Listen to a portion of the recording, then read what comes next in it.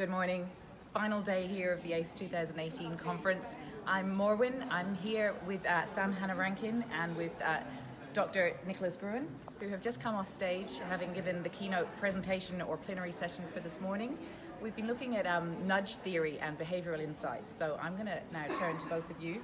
I'm going to ask you both, Nicholas, you first. If there was one thing maybe on a practical level that we could take away, recognising that some of that content was very complex, it's obviously a suite of one thing that's happening in the world of behavioural change. What would be one thing on a practical level that you'd like people to bear in mind from the content we just heard? Well, I don't. The trick in your trick question is to say practical level, because you told me you were going to ask me that question and I had an answer, but you then threw in the word practical. You can remove the word practical if you need to, but it would be great. I'm going to answer you with the idea I had when you told me. Very reasonable. What should we take out of this? The one thing I'd like people to take out of it is that behavioural insights is a great start, and I've used the expression.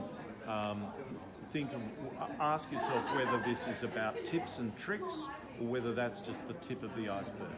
And I would like to see behavioural insights grow in expanse and become much more common, indeed to become the normal way of doing things. And I would like to see institutional development to protect the ability of public servants and public systems to always honour the evidence and always honour the people, the users of our systems, if you like, the systems that we build systems to benefit people. We build schools to benefit students, we build hospitals to benefit patients, we build family services to benefit families and children.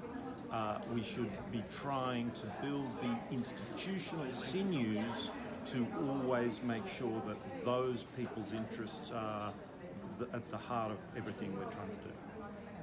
Thank you very much. It wasn't very brief. It wasn't very brief, but it was really great, so thank you. And Sam, I'm going to ask you the same thing. One thing that you would like people to take away from the content that we just heard in that session. Look, I think we're all here because we're interested in better policy and better practice to create better outcomes for people. And I think the important thing about behavioural insights is understanding that we're humans as decision makers, that the people that we should be working with and for are also humans, and that as such we need to recognize what drives our behavior and work together more closely to create policy and practice that better reflect the situations that we actually have to make decisions in. Absolutely. Thank you very much. That's really great. And thank you for the session. Thank you for this. And that's all from me for now. We'll be back later in the day though, so keep a look out on Facebook Live for some further interviews. Thank you. Thanks.